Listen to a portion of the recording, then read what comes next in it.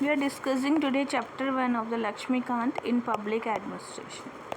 So public administration is an aspect of a more generic and before understanding the meaning public administration, it's necessary to understand the meaning word administration. Administration is derived from the combination of two words to serve, to manage. Literally the term administration means affairs, public और private के जितने भी affairs हैं. यहाँ बहुत सारी definitions हैं. So these definitions we are going to discuss with MCQs. Right now we are going to discuss about the concepts. तो सबसे पहले पब्लिक एडमिनिस्ट्रेशन, ये तो सारी डेफिनेशंस हो गई, ठीक है. ये बहुत सारी हैं एक्चुअली ये. फिर हम कॉन्सेप्ट पे आ जाते हैं. एक ये TN चतुर्वेदी हैं, the various contribution of the comparative study. It has helped in eliminate the narrowness and it has broadened the field of social science. It has led to a greater scientific outlook.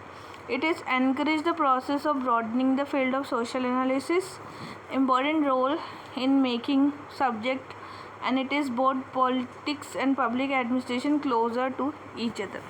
ठीक है. Now there is a number of scholars is started a movement for the revival of comparative public administration. They made efforts to arrest the downward trend of the field and to give a fresh life. These scholars are the Haddy and Goodsell, Young, Milton and Caden. So the Farrell Haddy who spearheaded the reservations attempt emphasis at this juncture what comparative public administration needs is not prolonged postmortem of the past contribution but vigorous pursuit of attractive new opportunities. Charles Goodshell, in his article entitled The New Comparative Administration, recommended that the scope of comparative administration extended to cover comparison of supranational and supranational level of analysis. To him, it should embrace all subjects of administration where the comparative method guide in explicitly. According to this, comparative public administration did not deal with the comparison but organization change and cross-cultural analysis. In 1973, SICA was the incorporated first section of ASPA to promote study and practice of comparative administration. So this was CPA. CPA is concerned with the study of administration, international agency. However, CPA, IPA were unable to deliver appropriate framework. Farrell Haddy suggested for these two subjects of administration for their mutual things, and now there is a future prospect is also there. Farrell Haddy said that the comparative perspective will become more enriching general public and widening the horizon of interest. So ये सब इसने बोला था Feral Heidi ने. थोड़ा सा दिख नहीं रहा था. अब यहाँ पर जैसे ग्लोबलाइजेशन आया था, तो during the globalisation LPG reform were there, human right की बात होने लगी एंड उसके बाद में इंडिपेंडेंस की बात हुई, study of the citizen charter, people promotion, resistance reform, debureaucratization, role of private sector, voluntary agency, self-help and the community-based organization. Ecological approach क्या होता है? So RICS is the foremost model builder comparative public administration. Farrell Haddy ने कहा था, ये RICS की जो book है administration and developing country the theory of prismatic society. तो प्रिज्मेटिक सोसाइटी कब आई थी? 1964 में, ठीक है. And that was notable single contribution in the comparative public administration. तो इसको हम कहते हैं administration in the developing country. रिक्स ने बोला था कि इकोलॉजिकल अप्रोच होना चाहिए, structural, functional and the ideal model. The ecological approach was the dynamic of interaction between administrative system and the environment and it assume various sub system also. The ecological approach, तो यहाँ पे John Gaus, Dahl and Roscoe Martin and Riggs, ये चार लोग हैं. Riggs is the foremost exponent for the ecological approach. जो Riggs है in the book entitle the ecology of public administration, ये बुक कब आई थी? That was in 1961. So that was the interaction between public administration and the external environment, and he adopted the structural functional approach in explaining the administration system from ecological perspective. And that was Dwight Waldo. तो Dwight बोल्टो ने first suggest किया था approach को। इसके बाद में adopt किया था टॉलकट पर्सन ने, मर्टन ने, लेवी ने और ऑलमंड ने। According to the structural functional approach, every society have the various structures and the political, economical, social, symbolic communication function होते रहते हैं। तो based on the structural functional approach Riggs has constructed ideal model. उसने एक model दिया था, the name was agraria industria model and second was the fused prismatic and diffracted model. जो एग्रेरिया industria model है, Riggs developed agraria industria typology in 1956। In this model he distinguish between the two type of society, agricultural institution and the second is industrial institution, and these two polar type of represent the empirical China and the USA। और ये कैसी है, एक China जैसी है, एक USA जैसी है। सो जो एग्रेरिया सोसाइटी है that is based on the ascriptive value, particularist norm, diffuse pattern, stable local group, simple होती है, ठीक है। एंड यहाँ पे होता है स्ट्रेटिफिकेशन। जबकि इंडस्ट्रिया में अचीवमेंट होगा, यूनिवर्सलिटीज नॉर्म होंगे, स्पेसिफिक पैटर्न्स होते हैं, high degree of social mobility होगी, वेल डेवलप्ड सिस्टम होता है, इगलिटेरियन सिस्टम होता है, association of function non ascriptive भी होता है, ठीक है। तो according to all societies are moved from agraria state to industria, and this is the unidirectional, and he identified the structural feature of the agrarian, and the following Ricks was postulated intermediate model जिसको कहते हैं transitia. तो जो transitia model है that was given in 1957 by the Riggs. Criticism क्या है, देखिए जो अग्रेरिया इंडस्ट्रिया मॉडल है does not help to examine the transitional society. Transitional society को आप स्टडी नहीं कर सकते। It does not provide a sufficient mechanism to study the mix type of society, क्योंकि केवल अग्रेरिया को स्टडी करोगे या फिर केवल इंडस्ट्रिया को करोगे। It's major stage on the environment of the, ये ज़्यादा एनवायरमेंट पे फोकस करती है। It is too general and abstract with little resemblance of the concrete reality, ठीक है। अब जो फ्यूज प्रिज्मेटिक मॉडल है रिक्स का, fuse prismatic and diffracted model, यहाँ पे क्या है, traditional culture and folk society होती है, ठीक है, और इंडस्ट्रियल सोसाइटी भी हो सकती है, मतलब ये मिक्स कल्चर है प्रिज्मेटिक तो। और इंटरमीडिएशन होता है जो कि प्रिज्मेटिक मॉडल होता है, जो कि प्रिज्म की तरह जैसे लाइट्स निकलती है वैसा ही होता है बिल्कुल, ठीक है। डिफ्रैक्टेड मतलब होता है रिफ्रैक्टेड। तो diffracted is one which is a perform limited number of the functions in between this two polar type of category. Prismatic and transitia society enhance the feature of the both, मतलब जो prismatic है इसमें दोनों के ही feature पाए जाते हैं, ठीक है। तो रिक्स क्या चाह रहा था, एक तो होता है अनडिफ्रैक्टेड सिस्टम, फिर आता है सेमी डिफ्रैक्टेड, फिर आता है डिफ्रैक्टेड, इसको फ्यूज्ड बोलते हैं, फिर प्रिज्मेटिक आता है, फिर डिफ्रैक्टेड आता है। तो जो फ्यूज्ड मॉडल है वहाँ पे एस्क्रिप्शन है, पर्टिकुलरिज्म है, फंक्शनली डिफ्यूज्ड है। प्रिज्मेटिक मॉडल में अटेनमेंट होता है, सेलेक्टिविज्म होता है, पॉलीफंक्शनलिज्म होता है, और डिफ्रैक्टेड मॉडल में अचीवमेंट होता है, यूनिवर्सलिज्म, फंक्शनली स्पेशलिटी भी होती है, ठीक है। तो Riggs made use of the pattern variable of Talcott Parson and he also develop the intermediate categories, ठीक है। अब है prismatic sala model. Ricks was mainly increased in the analysis of interaction between administrative system, and prismatic represent the prismatic society, Sala represent the administrative subsystem of prismatic society, ठीक है। तो देखो जो prismatic sala model है उसमें problem क्या है, एक तो हेट्रोजेनिटी, एक फॉर्मलिज्म, एक ओवरलैपिंग। तो जो हेट्रोजेनिटी होती है, prismatic society has A high degree of heterogeneity and that is the simultaneously present side by side of the quit different kind of the system, ठीक है। तो यहाँ पे जो चेम्बर है, चेम्बर तो फ्यूज सोसाइटी में पाया जाता है, और जो ब्यूरो काइंड ऑफ सिस्टम है वो कहाँ पाया जाता है, डिफ्रैक्टेड में। सो यहाँ पर एक हो जाएगा चेम्बर, चेम्बर हम कहाँ बोलते हैं, that is in the fuse society. और जो ब्यूरो काइंड ऑफ सिस्टम होता है वो कहाँ होता है, डिफ्रैक्टेड सोसाइटी में। सेकेंड थिंग है कि फॉर्मलिज्म, फॉर्मलिज्म का मतलब क्या होता है कि डिग्री ऑफ डिस्क्रिपेंसी और incongruence between the formally prescribe and the effectively practice between norms and reality. आपके नॉर्म्स क्या हैं और आपकी रियलिटी क्या है, दोनों के बीच में कितना डिग्री ऑफ इनकॉन्ग्रुएंस है, कितनी डिस्क्रिपेंसी है, that is known as the formalism.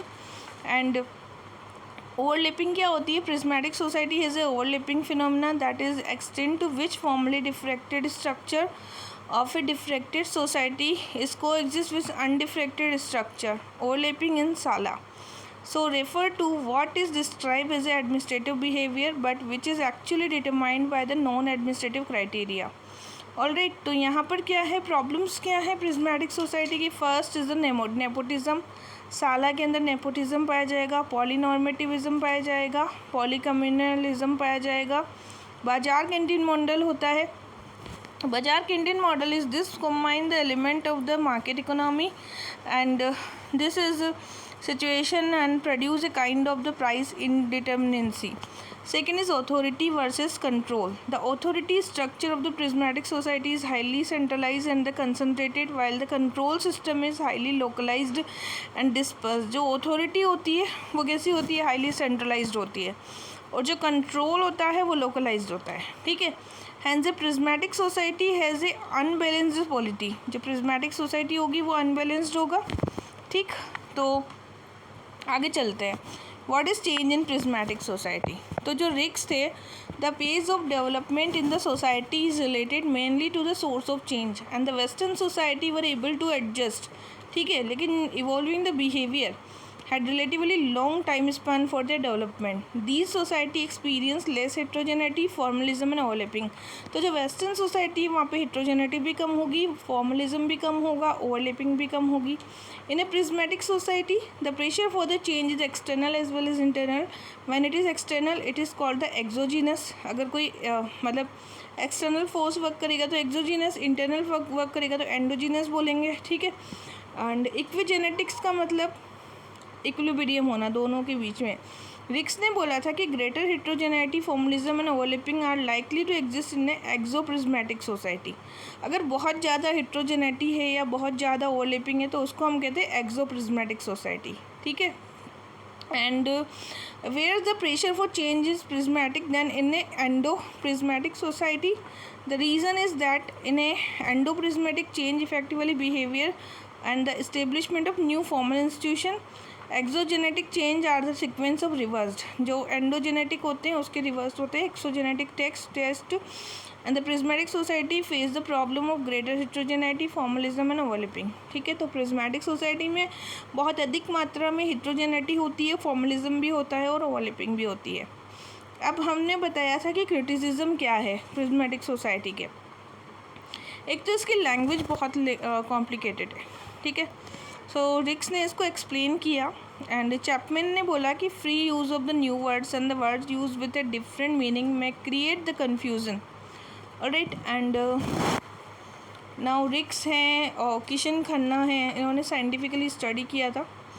अब इन्होंने रमेश के अरोड़ा है, इन्होंने बोला कि this is not fully ecological. A truly ecological would study of the interaction between administrative system and the environment. In Rick's analysis of the prismatic society, the major focus is upon the environment and his primary concern to be the input side of the administration rather than the output. Prismatic model of the Ricks is relatively more successful as a conceptualization developing the social system. And Richard A. Chapman ने बोला था कि Ricksian model and C would be the useful to understand the administration. Okay, now the status quo है Ricks का model. ठीक है, यहाँ पे ये प्रॉब्लम है एक. Now next is what? Ricks are not useful when the purpose of administration is to change the system rather than maintain it. He opined that these models are not helpful to analysis of the process of social change and development. तो इसका criticism एक ये भी है कि ये वाला model जो है सोशल चेंज नहीं कर पा रहा है और डेवलपमेंट में भी वर्क नहीं कर पा रहा है. और दया कृष्णा जो है उन्होंने भी प्रिज्मेटिक सोसाइटी के बारे में बताया कि ये जो स्टेज ऑफ डेवलपमेंट है ये इसकी क्लियर नहीं है. He find no logic in the three fold classification. दूसरी बात, ये मॉडल वेस्टर्न बायस्ड है बहुत ज़्यादा. रिक्स की जो थ्योरी है ये मतलब डेवलप्ड नेशन के लिए ज़्यादा अप्रोप्रिएट है, जैसे कि अमेरिका हो गया. and in the prismatic country he explained as a dysfunctional application, and he also find fault with Ricks for not taking into account of prismatic traits. Okay, now अगला है negative orientation है इसका. तो positive formalism against the रिक्स negative formalism. According to him, formalism can make a positive and the creative effect useful for the development by avoiding necessary and delaying rules procedure in the administrative process. Okay, तो यहाँ पे ये problem आ गई. No measurement scale, कोई measurement scale नहीं है. The lack of measuring the scale make the identification of prismatic और diffracted society very difficult. According to the Daya Krishna, when the fused and diffracted society are imaginary, all the society are to be classified in prismatic at various level. Okay, तो एक ये भी problem है. और revise prismatic society है. Prismatic society revisited, that is revised with prismatic society. New formulation, he replace the one dimension approach to two dimensional approach. He further sub divided the two basic diffracted and the prismatic society. Okay, तो यहाँ पे eo diffracted है, ortho diffracted है और neo diffracted है. अब है what is development administration. तो ये डेवलपमेंट एडमिनिस्ट्रेशन की जो टर्म है सबसे पहले किसने यूज़ में ली थी? यूएल गोस्वामी ने. UL Goswami was the one person he use this term.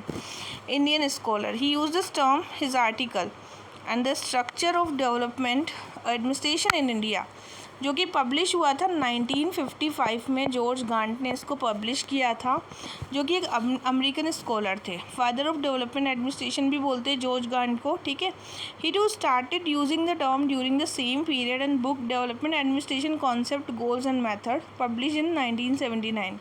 According to Farrell Heddy, George Gant himself is generally credited having a coined term development administration.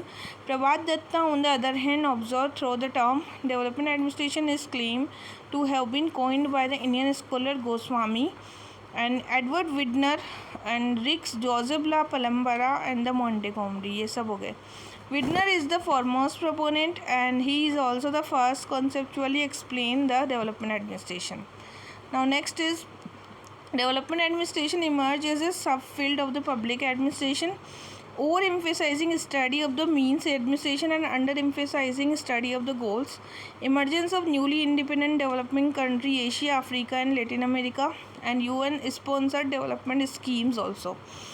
Extension of American economical technical assistance and setting up the comparative administrative group CAG and search for the new indigenous administrative model. George Gant जो था, इन्होंने बोला था development administration is that aspect of public admin focus on the organizing administrating agencies and it is the purpose of making change. He further development administration is a complex web and it is a policies, programs and projects and also socio-economical loyalties and attitudes. Okay, and Donald C Stone ने 4P दिया था, that is the policy, programme, projects and plans and these all are definitions हम बाद में करेंगे. सबसे पहले Widner है, तो Edward Widner criticising the traditional administration theory for its over emphasising means of administration is the best possible manner on the goals. So in this context public administration glorified the means and forgotten the ends. ठीक है, तो good administration and good human relation and become end of themselves quite apart from the achievements values. It was to fulfill the critical gaps, introduce the concept of development administration. तो development administration कैसा होता है, विडनर ने हमें बताया था, this is the action oriented, this is the goal oriented and this is viewed the development administration in the government as the process of guiding the organizing toward the achieving the progressive political, economic and social objective. Development administration is concerned maximizing the innovation process of planned and intended change, socio-economical change and nation building. Okay, so contribution of the RICS क्या है? RICS made the significant contribution as a organized effort to carry out the program or project involved a serve development objectives. तो administration of the development program to method used by large scale organization and this was the strengthening the capabilities. Development administration refer to not only the government efforts to carry out the program design but also capacity to the progress. रिक्स ने इसको remark दिया. Now there is a development administration होता कैसा है, change oriented होता है, goal oriented होता है, कमिटमेंट होता है, क्लाइंट ओरिएंटेशन होता है, temporal dimension and citizen participation. ठीक है, सो इनोवेटिवनेस होता है, इकोलॉजिकल पर्सपेक्टिव, इफेक्टिव कोऑर्डिनेशन होता है और रेस्पॉन्सिवनेस भी होता है इसमें. तो डेवलपमेंट वर्सेस ट्रेडिशंस है, एक तो होता है डेवलपमेंट एडमिनिस्ट्रेशन, दूसरा होता है ट्रेडिशनल एडमिनिस्ट्रेशन। तो जो डेवलपमेंट एडमिनिस्ट्रेशन है ये है चेंज ओरिएंटेड, और गोल अचीवमेंट होता है, objective of the complex multiple, concern with the new task, believe in decentralisation, it rely heavily on the planning, it is a creative and innovative practice democratic participative style, it is scope of the operation is very wide, it has a temporal dimension and the outward looking. और जो traditional administration था वो inward looking था, कोई time orientation नहीं है, scope of the operation limited है, practice of the authorities and the directive styles of administration, resist करता है चेंज को, does not rely on the much of planning, believe in the centralisation, ठीक है, concern with the routine operation, it objectives are simple objective हैं इसके, it emphasising economy and efficiency, hierarchical rigid होता है, status क्यों पाया जाता है, ठीक है। So this is both are changes in their context. Early approach जो थी development theory explained the development in the third world and the belief that third world country had to develop the western way. The emphasis of gross national product is a measure of progress. तो इसमें economical approach है जो कि emphasis करती है economical growth को, ठीक है, जिसको हम स्मिथ, मिल और द मार्क्स ने दिया था। डिफ्यूज़न अप्रोच है जो कि किसने दी थी, इवेट, रोजर एंड एडारी ने दिया था, इसमें process by which A third world country adopt करता है। साइकोलॉजिकल अप्रोच किसने दिया था, डेविड मैकलेंड और द हेगन ने, ठीक है। और डिपेंडेंसी थ्योरी दी थी फ्रैंक गुंडर फ्रैंक ने दी थी डिपेंडेंसी थ्योरी, तो ये ध्यान रखना है। डिपेंडेंसी थ्योरी किसकी थी, तो ये फ्रैंक की थी। साइकोलॉजिकल अप्रोच किसका था, मैकलेंड का था। डिफ्यूज़न अप्रोच किसका था, जो रोजर और एड्री का था। इकोनॉमिकल अप्रोच किसका था, मिल का था, स्मिथ का था, ठीक है। और डिपेंडेंसी अप्रोच किसकी थी, फ्रैंक की थी, इट इज़ फ्रैंक। तो पूरा नाम है इसका गुंडर फ्रैंक, जिसने डिपेंडेंसी अप्रोच दिया था, ठीक है। अब नेक्स्ट मॉडल है कॉन्टिजेंसी मॉडल, जो कि आया था 1970 के अंदर, ठीक है। तो this development theory have been focused on the context based, not the universal approach, but there is no single comprehensive theory. According to Arvind Singhal, the contemporary theoretical approach in the development, greater equality, popular participation, self-reliance, limiting growth, and big modern. So from blueprint to learning, close-ended, while the learning of the approach flexible, and from production oriented भी बोला इसने। तो आगे चलते हैं अपन थोड़ा। State workers versus market debate आया था एक। State versus market debate is a debate about the respective role of the state and the market in the society. इसे एडम स्मिथ ने बताया था, जो कि बोलते हैं फादर ऑफ इकोनॉमिक्स भी कहा जाता है जिनको। Recently this debate has once again assume importance in the context of the LPG reforms. तो वर्ल्ड बैंक ने सबसे पहले डेवलपमेंट रिपोर्ट दिया था, ठीक है। इसने सजेस्ट किया था market in the contemporary development, the theoretical base for the rise of state versus market, जो कि 1970 में आया था। इंस्टीट्यूशनल प्लूरलिज्म आया था in the provision of public good and service to promote the consumer preferences. It is stated that the administration and the politicians are concerned with the self-interest rather than the public interest. It questioned the central role of the state and very basis for the government. Recommended for the minimizing the role of the state and curbing the function of the government agency, transferring various function of the government. The public choice theory given new public management and the entrepreneurship government with the dominant market orientation. This new paradigm call upon the government to play a more enabling role and public activity and distribution. Okay. So now 4 dramatic events होते हैं। पहला है Russian revolution आया था, फिर आया था great depression 1930 में, huge construction curves by the second world war and the emergence of newly independent country. तो 1950 से 80 was the head state intervention in the society economy in the developed country West Europe and USA. The state intervent to implement the Keynesian theory of macro economics. Keynes stated the state intervention through huge investment, and in the former USSR and East European society was also with the large measure of the monolithic and top-heavy mechanism. In newly independent country, यहाँ पे Asia है, Africa है, Latin America है, the state intervened to accelerate the process of socio-economical development. ठीक है। सो अब आते हैं हम द रोल ऑफ स्टेट का क्या रोल है। The huge growth in the public expenditure, physical crisis of the welfare state, failure of the state of the developing countries, and the collapse of the command and control of the economy, high growth of the achieved Japan, the dismissal performance of various public enterprises, collapse of the state and excessive state intervention होता है। ये सब problems है। तो हमें कैसी approach चाहिए? We want a market friendly approach, जिससे कि हम एलपीजी को रिफॉर्म कर पाएंगे। Intervene the reluctancy, apply check and balances, intervene openly and dissolve widespread imperfection से मार्केट डिसीजन डू नॉट मतलब उनके पास रिसोर्सेज नहीं होते हैं, मार्केट के not ensure between the aggregate demands उनकी फुलफिल नहीं होती हैं, ठीक है, उनको इग्नोर किया जाता है। So that is the problem related to the market regulated system. Okay, so failure of the state कैसे हो रहा है बताया है ना। तो हमें क्या लेना है? We want to go for a balanced view. तो इस बैलेंस्ड व्यू को हम कैसे ले सकते हैं?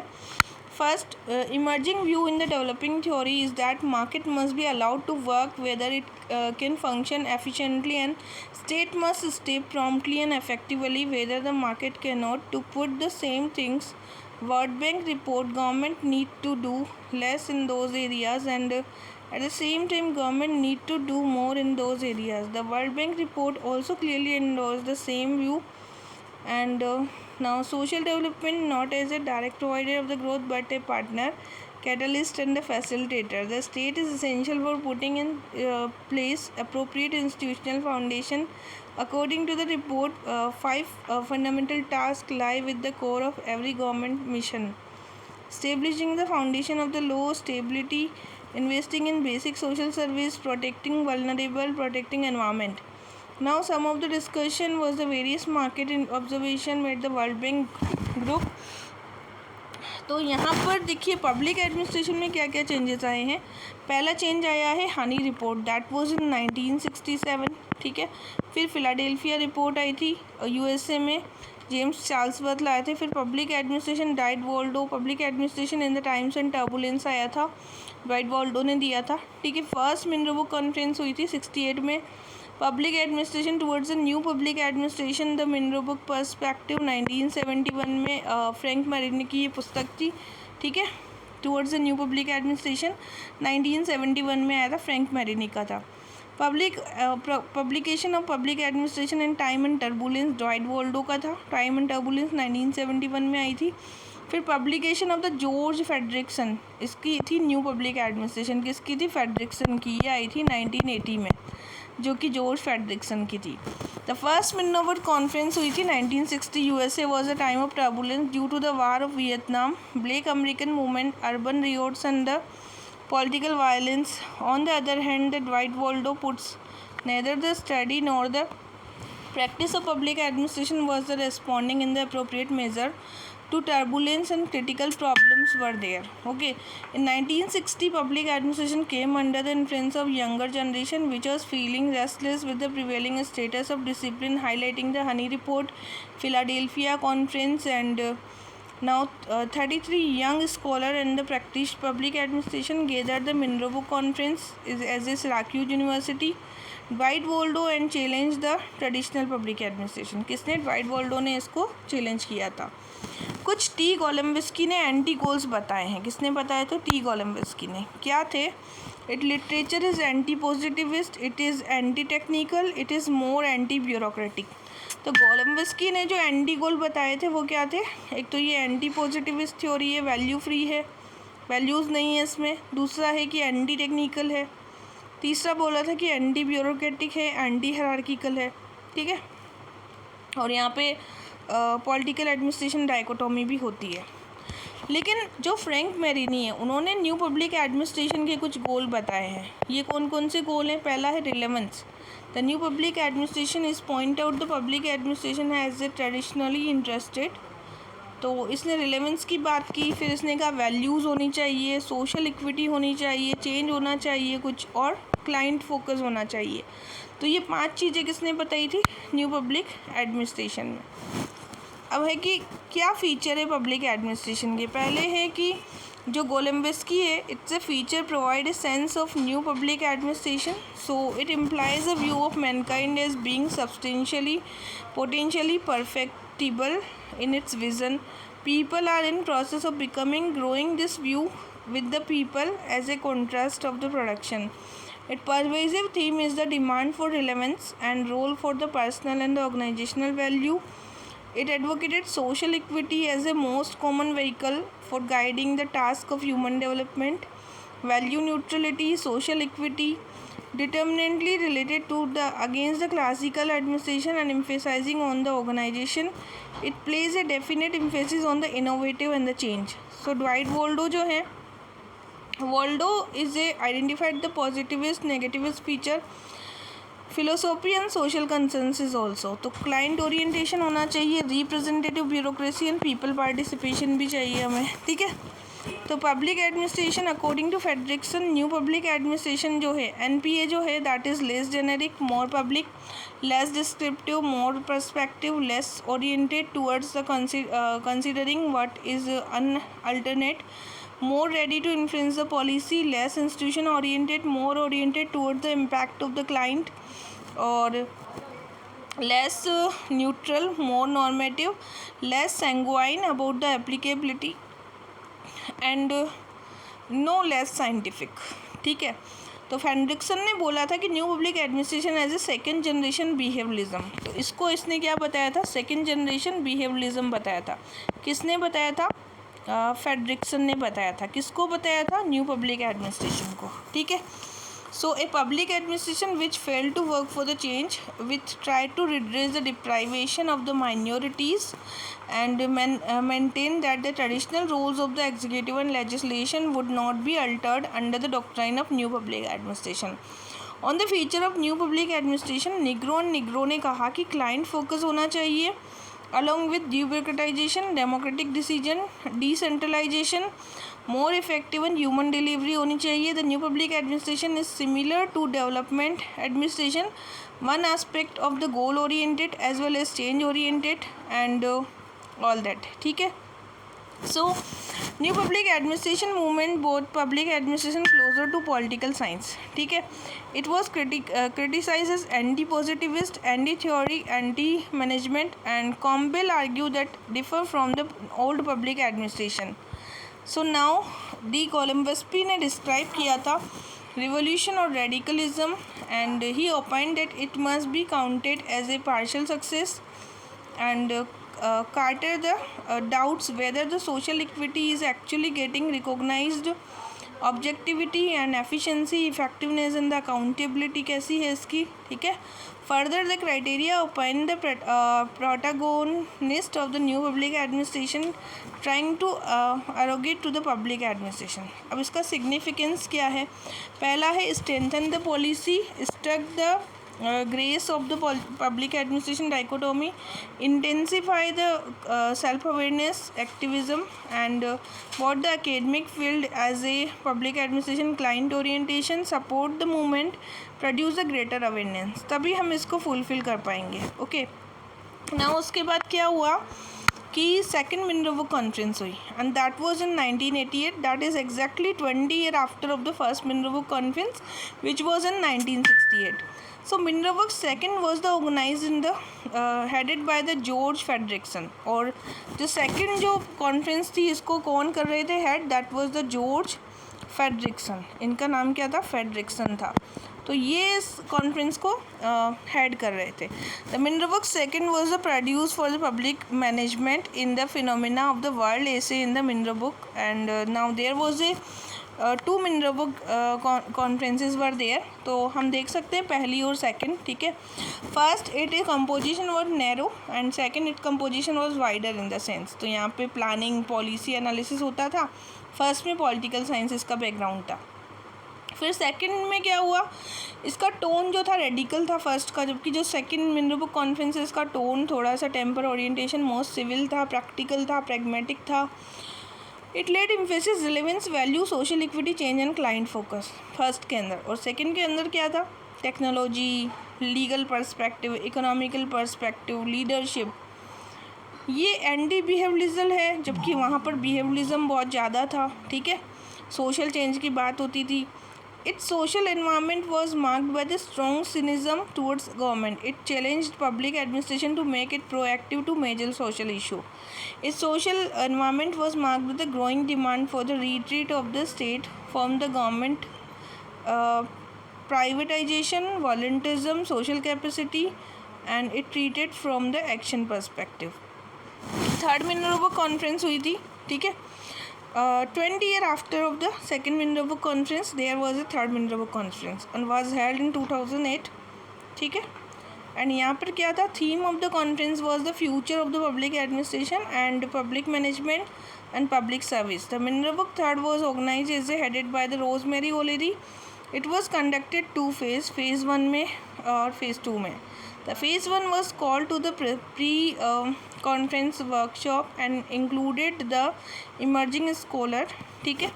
Phase 2 was the round table and that was the detail of the Minerva third and its outcome was contained in the book entitled The Future of Public Administration Around the World।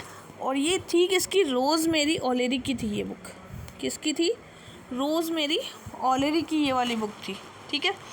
तो ये Minerva third sought to assess how public administration and better respond to the turbulence and critical problems. General of public administration research and theory listed in the following. How in the public administration today can we draw the important theoretical empirical conclusion and NPM that how the 30-year history कैसे market collapse हुआ, ठीक है। Given the influx of the scholar of many discipline, how does new ideas about the network government and collaborative public management changing, how the globalized affected the understanding the key challenges, ठीक है। तो ये सारी problem थी। अब अगला topic क्या है, गुड गवर्नेंस। गुड गवर्नेंस कब आया था, 1997 को आया था। That was United Nation Development Programme है। It was good government in the policy document. It participation, rule of law, transparency, responsive equity, and effectiveness, accountability, and strategic vision. People participation, rule of law. From this, there was a feature, और यहाँ पे participation की बात होगी, ठीक है। Decision making, rule of law की बात होगी। दैन उसके बाद में ट्रांसपेरेंसी होती है गुड गवर्नेंस में, ठीक है। It mean the information is freely available and accessible to the those who will be affected by the such decision. Responsiveness की बात होगी कि गवर्नमेंट को रिस्पॉन्सिव होना चाहिए, कंसेंसस ओरिएंटेड होना चाहिए गवर्नमेंट को, ठीक है। It also required to broad long term perspective, understanding the historical, cultural, social context, equity and inclusiveness होगा, इफेक्टिवनेस एंड एफिशिएंसी होगी, अकाउंटेबिलिटी होगी, ठीक है। तो that will be the accountability can not be enforce without the transparency and rule of law. Strategic vision होगा, ठीक। अब क्या करना है, 73rd एंड 74 कॉन्स्टिट्यूशनल अमेंडमेंट है जो कि प्रोवाइड करता है पीपल एंड द गवर्नमेंट को right related to the body such as the national commission for the women, national commission for the minority, national human right commission. Now government of India recommend the citizen charter, commission on the review of the administration law, then उसके बाद computerising the public grievances and redressal. The 89 amendment was for the National Commission for SC and ST and the Central Vigilance Commission 2003, Committee on the Civil Service Reform that was 2004, Prime Minister Award for the Excellence 2005, law where the enacted giving certain rights that was 2005, ठीक। Right to information was both this apply the union and the state and local government and society receive the public for the citizen all India service that was fixed for the specified period। New values to the debt tax regime, electoral funding reforms किए गए, e governance plan बनाया गया, initiative for the participative government, policy and voluntary organisation, national disaster management, second ARC and improving the services development, technology, finance, accountability and no corruption. तो यहाँ पर हमने documentation किया, dissemination किया, देन उसके बाद में इसको रिफॉर्म किया and we just fulfil the good governance की चीज़ों को हमने फॉलो किया। The activity deal by the division of detail follow, यहाँ पर फाइनेंशियल असिस्टेंट दी जाती है गुड गवर्नेंस में। तो 93 गुड गवर्नेंस इनिशिएटिव लाए गए हैं गवर्नमेंट के द्वारा। Service for the presentation of best practices दी जाएंगी। देन रीजनल कॉन्फ्रेंसेस होती है, 97 में चीफ मिनिस्टर की कॉन्फ्रेंस बनाई गई थी एंड दैट इज़ इम्पोर्टेंट, ये क्वेश्चन में आ भी चुका है पहले, चीफ मिनिस्टर की कॉन्फ्रेंस को कब लाया गया था, तो that was in 97। Now the regional conference are being organized with view to bringing national state level organization along with the stakeholder including the intelligentsia media on the same platform to share the experience in the formulating implementing of good governance। ठीक है। The main objective of conference to generate awareness among the participant and senior officers। Publication of the books भी की गई थी, तो यहाँ पर कुछ lectures थे, publication of the books of the compilations, production of the democratical film and best practices, so that was public grievances, promote the best practices and experience each to express the ideas। Good Knowledge Center, the Department of Administrative Reform and Public Grievance has taken up the initiative to design develop web-based responsive good governance and support team was comprising the expert resources analyzing the technical professionals and digital responsive enable the capturing organizing storing easy retrieval digital content। conferences of the secretariat and reforms, ठीक है, to create a national platform reforms initiatives and improve the public service and fulfill the expectation of the state। publication of the minimum government to maximum governance, okay, and that was the management in the government in order to provide the frank exchange of the views and opinions। department has now renamed as a general for minimum government to maximum governance e-magazine and national e-governance award भी दिया गया। research evaluation for the good governance was also there and the activities implemented in the different stream with the different modalities, okay। So this is all about the good governance. अब उसके बाद है e governance वाला chapter है, we'll do again.